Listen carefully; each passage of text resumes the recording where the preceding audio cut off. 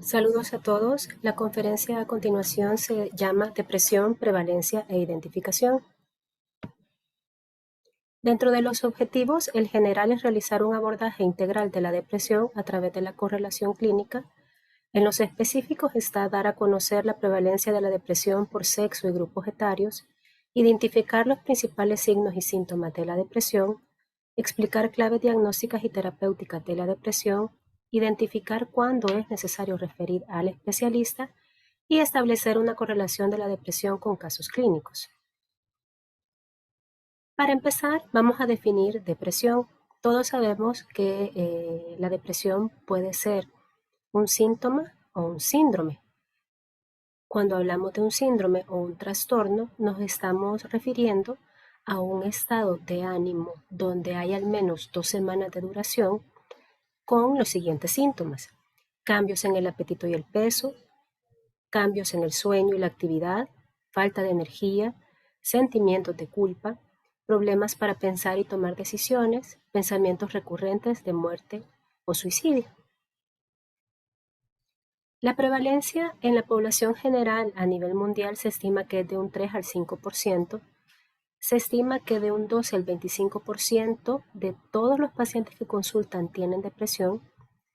Al psiquiatra solo logran llegar un 0.2%, por eso es tan importante que los médicos generales y los médicos de todas las especialidades sean capaces de diagnosticarla y tratarla, porque en realidad, más allá de la brecha en el acceso al psiquiatra o del estigma que hay con el hecho de ir al psiquiatra, pues en el país no somos suficientes. Llega un momento en el que va a ser bien difícil que todas las depresiones de este país puedan tener consulta con un especialista. Del total de depresiones al médico general llega un 9% y se estima que hasta un 89% nunca va a acudir a consulta de ningún tipo. En cuanto a hombres y mujeres, hay una mayor prevalencia en mujeres del 10 al 25%. La de los hombres se estima de un 5 a 12%. La depresión puede iniciar a cualquier edad, pero la edad promedio de inicio es de 25 a 30 años. El máximo de frecuencia en las mujeres está entre los 30 y 60 años y en los hombres entre 40 y 70 años. A nivel mundial, es una enfermedad altamente prevalente. Se estima que 121 millones de personas la están sufriendo alrededor del mundo. Genera un gran sufrimiento personal, familiar y altos costos a la sociedad. Está muy asociada a incapacidades, abandono laboral, a problemas de relaciones interpersonales, también del tipo laboral. Está asociada con una alta morbilidad y mortalidad. Ya es la segunda causa de morbilidad desde el año pasado. También es la segunda causa de discapacidad a nivel mundial y se estima que para el 2030 ya sea la primera causa. ¿Cuál es la etiología de la depresión? Hay muchos factores, como todas las enfermedades mentales, son multifactoriales. Entre ellos, los factores biológicos, ambientales, algunos rasgos depresogénicos en la personalidad o modelajes de nuestros padres, las habilidades sociales o las capacidades de afrontamiento ante las adversidades de la vida, si somos capaces de realizar actividades agradables y disfrutarlo, así como la capacidad de resolver problemas. Dentro de los factores genéticos, aquellos familiares de primer grado tienen 2 a 3 veces mayor riesgo de tener depresión. Generalmente inicia alrededor de los 30 años y es importante identificar si estamos ante episodios únicos o ante trastornos recurrentes. En cuanto a la etiología, hay otras causas que se definen como causas secundarias, como el uso de fármacos. Dentro de los fármacos, aquí podemos ver esta enorme lista de analgésicos, antiinflamatorios, antibióticos, hipotensores, drogas cardíacas, otros medicamentos que incluyen antipsicóticos, esteroides, disulfiram, L-dopa, anticonceptivos, que es importante a la hora de hacer la evaluación clínica psiquiátrica para determinar si esta es la causa de la depresión o, si no es la causa principal, si es un factor que incrementa los síntomas. Otras causas médicas, y en realidad el enfermar es un proceso complejo, aunque sea una parte del cuerpo la que enferma, el estado de ánimo se ve afectado. Pero dentro de las principales que tenemos que descartar antes de definir que una persona tiene depresión, está esta larga lista también, que tanto el listado anterior de medicamentos como esta lo saqué de la sexta edición de Toro Yepes, y están algunas neurológicas, endocrinológicas, metabólicas, tumores, causas cardiovasculares e infecciosas. Quiero recalcar acá que muchas demencias, sobre todo Alzheimer, Parkinson, los inicios de sus síntomas son depresivos. También es importante en casos de depresión perinatal, ahora el síndrome disfórico premenstrual también es importante descartarlo. Y dentro de las infecciosas, pues yo ya agregaría todo lo que implica COVID-19, porque pues el proceso de saber que se es COVID positivo, tener que aislarse, o incluso hay muchos estudios que revelan que síntomas a largo plazo post-COVID incluyen a la depresión. Continuando con la etiología, dentro de la neurobiología, casi siempre que veo esta diapositiva, menciono que cuando estudiaba medicina todavía se hablaban de hipótesis. Ahora ya no son hipótesis, tenemos claro que el funcionamiento de estas aminas, como la noradrenalina, serotonina y dopamina, tienen funciones que tienen que ver mucho con nuestros estados de ánimo. Por ejemplo, la noradrenalina nos da energía, interés, nos mantiene vigilantes. La serotonina tiene que ver con la impulsividad. La dopamina con la iniciativa, el control del placer y el dolor. Y cuando las combinamos o hay disminución de más de un neurotransmisor, puede haber ansiedad o irritabilidad, alteraciones en el deseo sexual, agresividad, puede haber falta de motivación. Y cuando están las tres involucradas, hay un cambio franco de humor y alteraciones cognitivas, que esa es de las principales causas por las que tenemos que diagnosticar la depresión para evitar a largo plazo un deterioro cognitivo.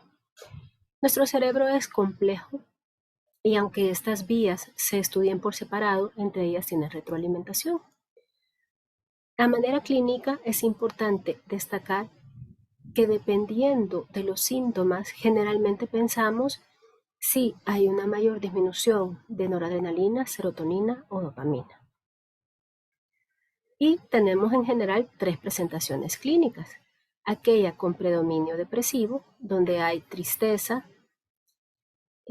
culpa, ideas suicidas, que esta es un poco eh, más dopaminérgica, síntomas somáticos, donde hay insomnio, anorexia, fatiga, cefalea, vértigo, que esta es un poco más serotoninérgica, y de predominio ansioso con angustia, boca seca, opresión de pecho, que es un predominio noradrenérgico. Aquí vemos los tres principales síntomas que buscamos dentro del trastorno depresivo: el anímico, el somático y el cognitivo.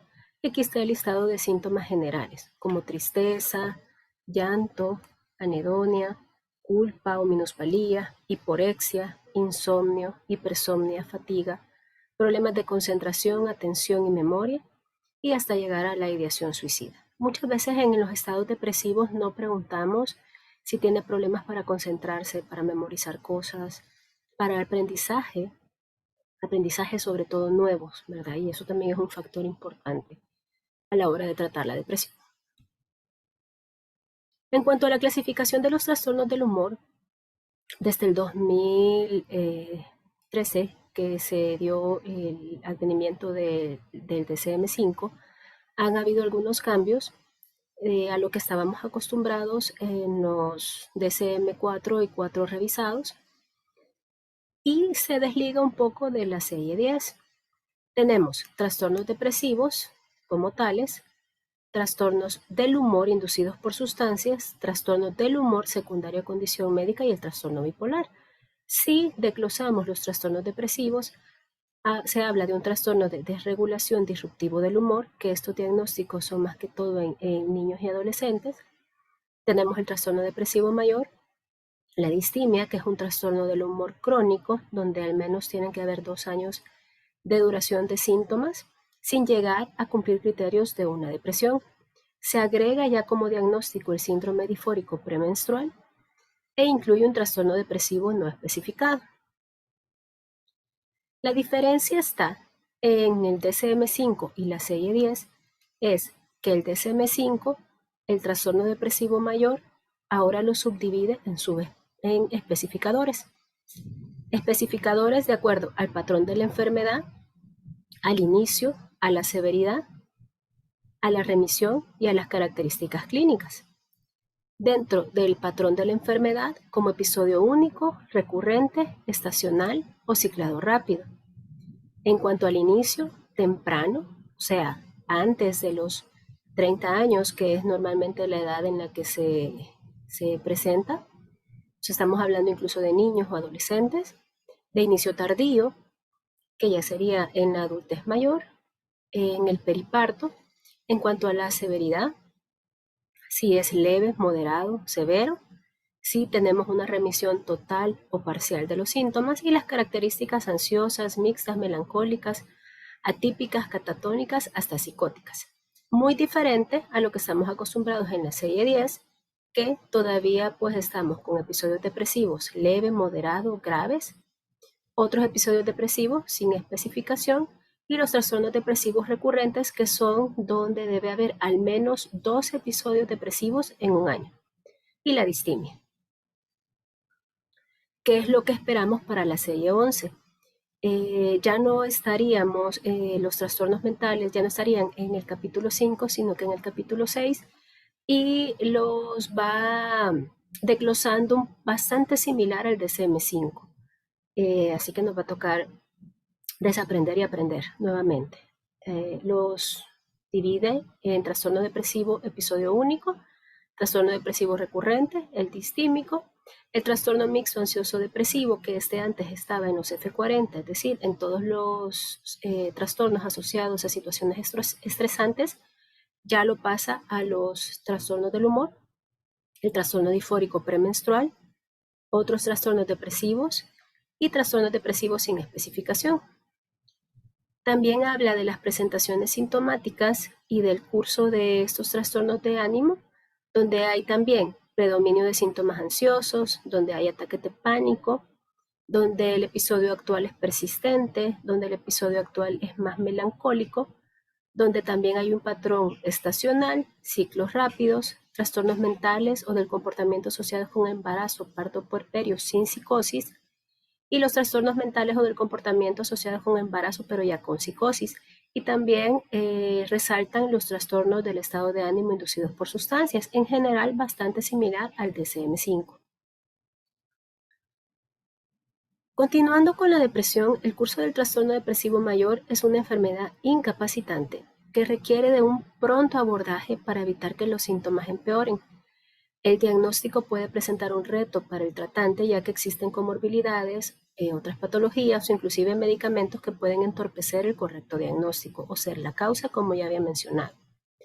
El tratamiento del trastorno depresivo mayor busca la remisión de los síntomas, y estudios han demostrado que puede ser, más bien debe ser, farmacológico, psicoterapéutico o una combinación de ambos. Y aquí falta la parte social. Los abordajes en psiquiatría deben ser biopsicosociales, siempre adecuados de manera individual a la necesidad de la persona con el trastorno depresivo. Y esto es un poco de lo que se habla ahora sobre la psiquiatría de precisión. Podemos tener los criterios, podemos tener categorías, pero la parte dimensional de los síntomas o de la vivencia de todos los trastornos es diferente dependiendo del contexto de cada persona. Como mencionaba, en el tratamiento debe ser biológico, psicológico y social. Dentro del tratamiento farmacológico, lo ideal es seleccionar un fármaco de manera individualizada de acuerdo a estos aspectos. Este sería como el fármaco ideal. Vamos a buscar un fármaco de acuerdo a los síntomas del trastorno depresivo, si es a predominio melancólico, somático o ansioso. El grupo etario, hay algunos antidepresivos que están aprobados en adolescentes y niños también en mujeres gestantes o en mujeres lactantes. Entonces tenemos que tener en cuenta eso, las comorbilidades por las interacciones farmacológicas, los efectos secundarios, las interacciones farmacológicas como tal, la disponibilidad, el acceso al medicamento y el tema de costos también. La farmacoeconomía es muy importante. Ahora, cuando hablamos de antidepresivos, generalmente lo comparo con antibióticos. Hay una amplia gama de antibióticos que no podemos decir, bueno, le voy a dejar el mismo antibiótico a un absceso en la piel, a una apendicitis perforada, etcétera. O sea, cada antibiótico tiene su espectro de acción. Entonces, esta diapositiva es para ver cómo hemos ido evolucionando en el tratamiento farmacológico de los antidepresivos. En la década de los 50 del año pasado, pues eran los antidepresivos tricíclicos los que reinaban: imipramina, amitriptilina, clomipramina, medicamentos que en ocasiones se utilizan porque son muy baratos, pero en ocasiones cuando se quiere llegar a dosis óptimas para depresión, los efectos, sobre todo de tipo anticolinérgico, son muy intensos y los pacientes no lo toleran. En la década de los 80 viene el cambio con la fluoxetina, viene este boom y a partir de ella pues vienen otros medicamentos como la sertralina, paroxetina, citalopram y escitalopram que todavía son de mucho uso, pero pues de hecho en la mayoría de guías estos son los considerados como primera línea de acción, primera línea de escoge en tratamientos para la depresión. Sin embargo, contamos con una amplia gama de antidepresivos como inhibidores de recaptura de serotonina y norepinefrina, que estos serían muy útiles en pacientes que tengan síntomas somáticos y ansiosos. Como ejemplo de ellos son la venlafaxina, la desvenlafaxina, duloxetina y la milnacipran. Tenemos también inhibidores de recaptura de noradrenalina y dopamina, como el bupropión, que este se utiliza más en esas depresiones melancólicas, depresiones muy inhibidas, de personas que no se levantan de la cama ni para bañarse ni para comer. El bupropión tiene otras indicaciones como la dependencia de la nicotina, por su efecto dopaminérgico. Tenemos antagonistas alfa 2, que estos tienen un mecanismo de acción bastante interesante, aunque sea alfa 2, luego van comportándose como duales y actúan a nivel también serotoninérgico y noradrenérgico, pero por ejemplo en la mirtazapina tiene un efecto histaminérgico que ayuda mucho para conciliar el sueño. Sin embargo, en algunos pacientes genera aumento de peso. Tenemos moduladores de la serotonina, el único que hay en el país es la trazodone, agonistas de la melatonina como la agomelatina, que también se utiliza mucho en personas que tienen trastornos del sueño o una depresión con un severo trastorno del sueño, inhibidores selectivos de recaptura de noradrenalina como la roboxetina y la atomoxetina. La atomoxetina se utiliza mucho en déficit de atención. Se utiliza en el déficit de atención con hiperactividad en niños y en algunos adultos porque tiende a haber una evolución hacia el predominio de los síntomas que afectan la atención, y en adultos la atomoxetina está indicada no solo como antidepresivo, sino para mejorar el déficit atencional. Y los llamados antidepresivos multimodales, quien lo encabeza es la vortioxetina, que se llama multimodal porque actúa en diferentes neurotransmisores. Entonces, la bondad de estos medicamentos es que no solo ayuda en los síntomas como tal melancólicos, ansiosos o somáticos, sino que ayudan mucho a evitar el deterioro cognitivo. Así que como ven, hay una amplia gama de antidepresivos y podemos, gracias a esto, individualizar el tratamiento en cada paciente. Lo importante también, además de elegir el medicamento, es saber que tenemos dosis mínimas y dosis máximas. Y la dosis adecuada se consideran aquellas dosis que hayan demostrado ser superior al efecto placebo en estudios controlados. Lo que se sugiere es que la duración del tratamiento sea de 6 a 12 semanas. Y si un paciente, por ejemplo, tenemos aquí, la dosis mínima de amitriptilina son 25 miligramos, pero la máxima son 250. Es raro una persona que tolere más de 100 miligramos de amitriptilina. El citalopram va de 20 a 60, sertralina de 50 a 150, en trastorno obsesivo compulsivo puede llegar hasta 200 miligramos, la paroxetina de 20 a 60, el escitalopram de 10 a 30, la mirtazapina de 15 a 45, la duloxetina de 60 a 100 o incluso 120, la venlafaxina de 125 a 250.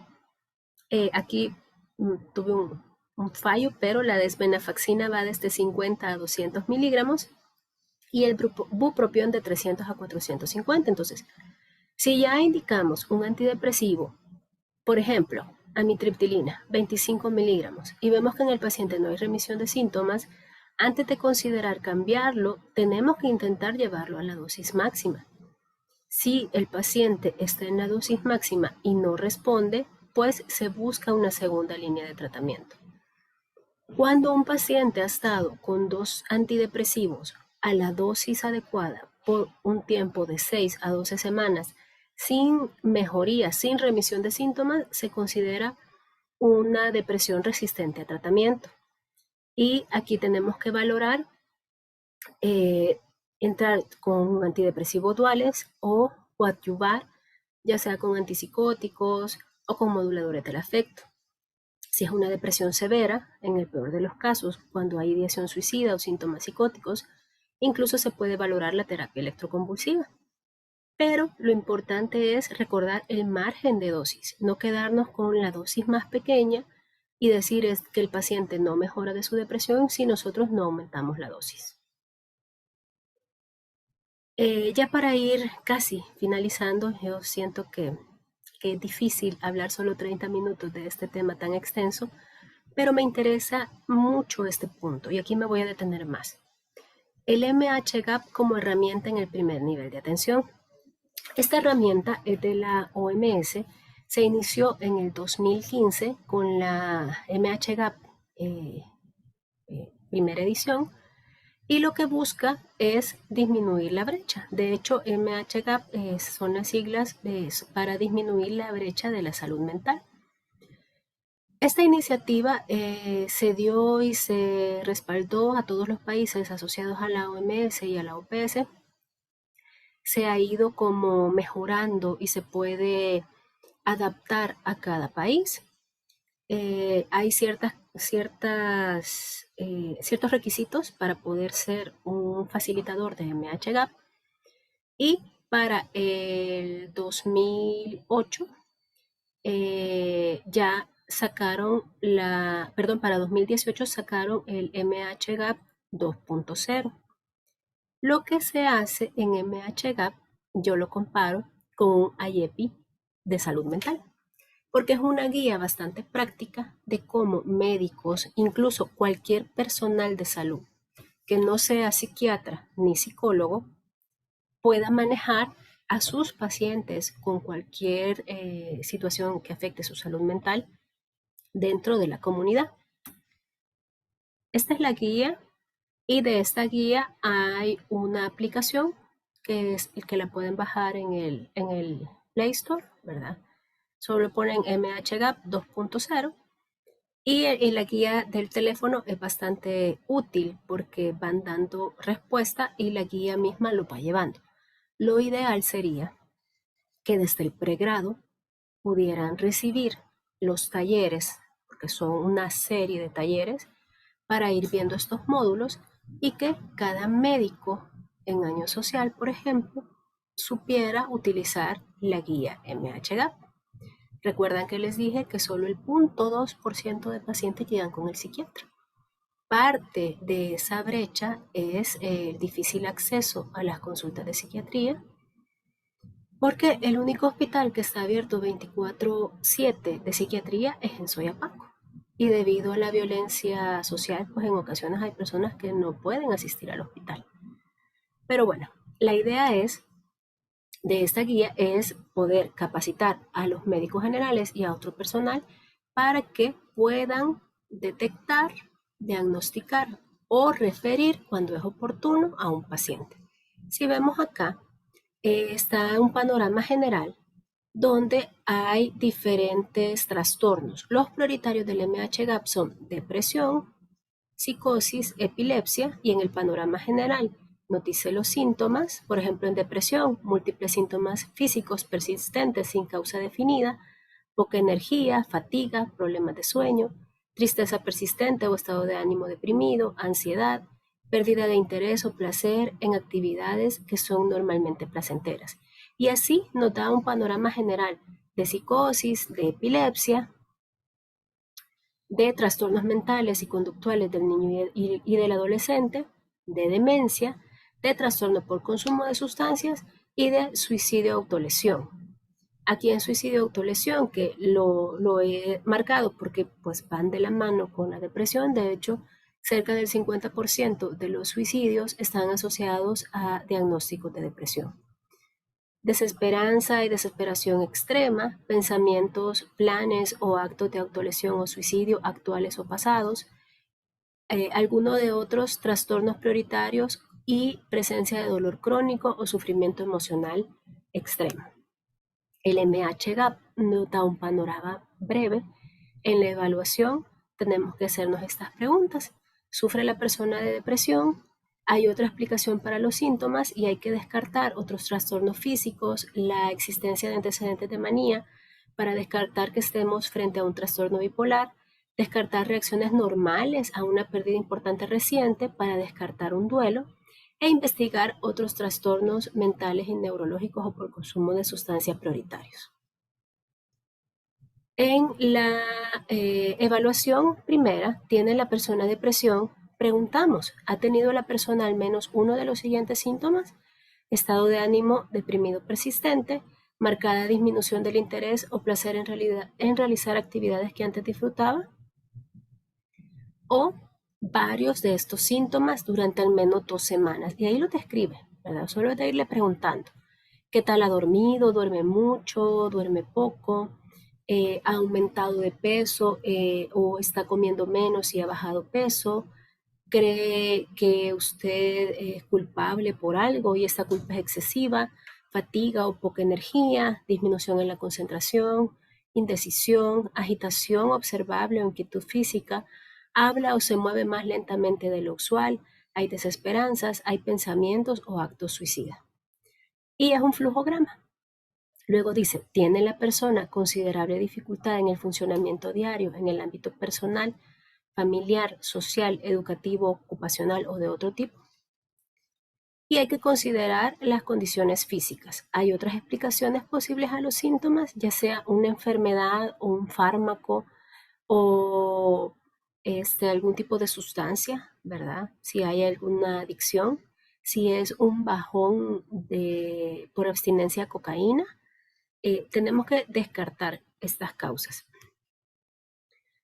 ¿Hay antecedentes de manía? Si la respuesta es sí, es probable que estemos ante un trastorno bipolar. Y cuando pregunta si hay antecedentes de manía, aquí lo describe los síntomas: elevación del ánimo, irritabilidad, disminución de la necesidad de sueño, mayor actividad, sentimiento de mayor energía, la persona habla demasiado con rapidez, comportamientos impulsivos e imprudentes, indiscreta, pérdida de inhibición social, se distrae fácilmente, muestra una autoestima observada. Si la respuesta es sí, la guía nos manda al módulo de trastorno bipolar, o más bien de psicosis, porque lo engloba en el módulo de psicosis, donde tenemos que descartar si estamos ante trastorno bipolar, porque muchas manías pueden transcurrir con psicosis o cualquier tipo de esquizofrenia. Si la respuesta es no, continuamos el flujograma de depresión y preguntamos si la persona ha sufrido una pérdida importante en los últimos 6 meses. Si la respuesta es sí, pues es probable que sea un duelo y nos manda al módulo de otros trastornos de importancia clínica. Si la respuesta es no, es probable que sea depresión. Y aquí nos manda a verificar el protocolo 1. Si tenemos síntomas de ideación suicida, creencia de no merecer, síntomas psicóticos, habla o se mueve más lento de lo normal. Si la respuesta es sí, es probable que sea depresión, pero aquí tenemos que ver también si hay consumo de sustancias o evaluar el riesgo suicida.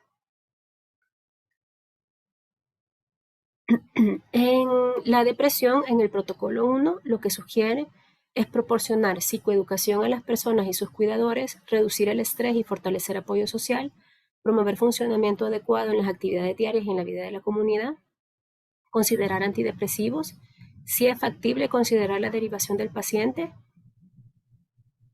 a tratamientos psicológicos breves como activación conductual, terapia cognitivo-conductual, terapia interpersonal, orientación para la resolución de problemas. No trate los síntomas con tratamientos ineficaces como vitaminas, complejo B, nada de eso. Eso no es correcto. Y efectuar un seguimiento periódico. ¿Qué es lo que buscamos? Psicoeducación, reducir el estrés y fortalecer las redes de apoyo, promover el funcionamiento de actividades diarias, tratamiento psicológico breve para la depresión, que esta es referencia al psicólogo, pero los psicólogos en ocasiones tampoco dan abasto. Y como última opción, la terapia farmacológica. Dentro de las intervenciones psicosociales, aquí les describe cómo hacer también que la familia sea un ente importante en el tratamiento del paciente con depresión. Este cuadro es sobre los antidepresivos que se considera se pueden manejar dentro de la comunidad y sugiere amitriptilina, aquí dice la dosificación, no utilizar en niños ni adolescentes, habla sobre los efectos secundarios, las contraindicaciones y las precauciones. Por ejemplo, amitriptilina dice que inicie con 25 miligramos a la hora de acostarse y hay que ir aumentando de 25 a 50 miligramos por semana a 100 a 150 miligramos hasta llegar a 300 miligramos como máximo. Y aquí menciona que la dosis efectiva mínima en adultos con depresión es de 75 miligramos. Esto quiere decir que el paciente se tiene que ver cada semana. La fluoxetina sugiere que se inicie con 10 miligramos al día, luego aumentar a 20 miligramos por día y si no hay respuesta en 6 semanas, hasta 40 miligramos. Es decir, los pacientes se pueden tratar en la comunidad con este tipo de antidepresivos y a esta dosis. Incluso la fluoxetina sí puede ser iniciada en adolescentes. El problema muchas veces con la fluoxetina es que la presentación es una cápsula, entonces es difícil titular. Generalmente para hacer la titulación se pueden dar 15 días, un día sí y un día no, y a partir del día 16 estar plenamente con los 20 miligramos. Pero si es una persona adulta donde estamos más que seguros que tiene depresión, no es necesario titular. Y les deja la guía a la mano, siempre el recordatorio de los efectos secundarios, que es parte de la psicoeducación que tienen que darle a las personas, y también los efectos, las contraindicaciones y las precauciones que como médicos deben tener, ¿verdad? La guía también dice cuándo referir. Considere referir a un especialista en salud mental, donde esté disponible, si una persona con depresión muestra signos de síntomas psicóticos, como alucinaciones y delirios, si la persona se presenta como un trastorno bipolar, si la persona está embarazada o amamantando, en los casos de personas con autolesión y suicidio, si la persona no responde al tratamiento, por ejemplo, si ustedes ya tienen a un paciente con 6 meses con 40 miligramos de fluoxetina y no hay mejoría, tiene que verla un psiquiatra. Si la persona presenta efectos secundarios de cualquier intervención farmacológica, si la persona necesita tratamiento de una condición física concurrente y si hay riesgo de autolesión o suicidio o si hay riesgo a terceras personas. Hasta ahí la parte del MHGAP en realidad es un resumen porque para dar solo el tema de depresión son talleres. Generalmente el tema de depresión es un taller de 2 días, ¿verdad? Y para dar MHGAP completo a veces se requiere casi un mes.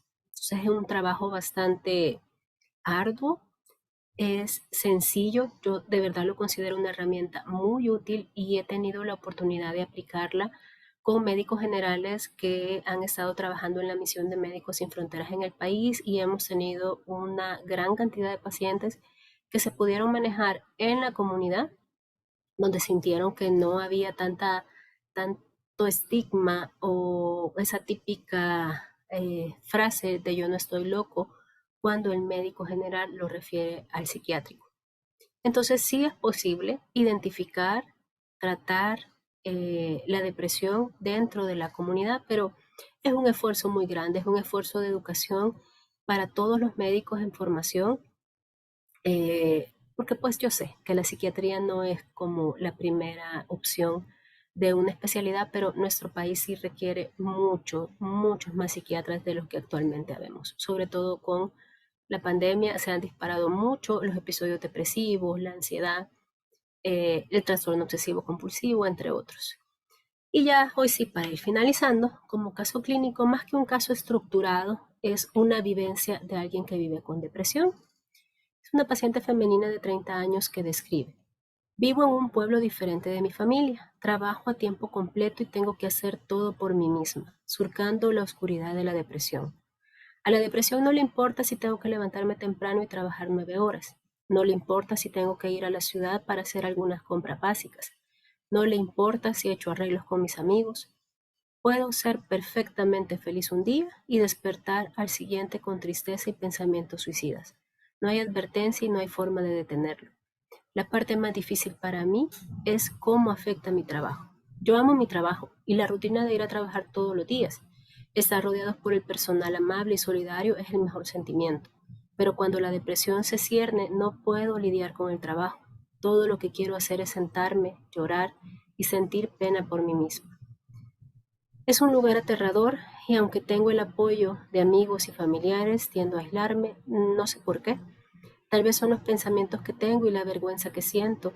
No puedo controlar mi propia mente. Seré honesta, he perdido amigos, casi he perdido a la familia en el pasado cuando mi enfermedad mental me venció y traté de terminar con mi vida.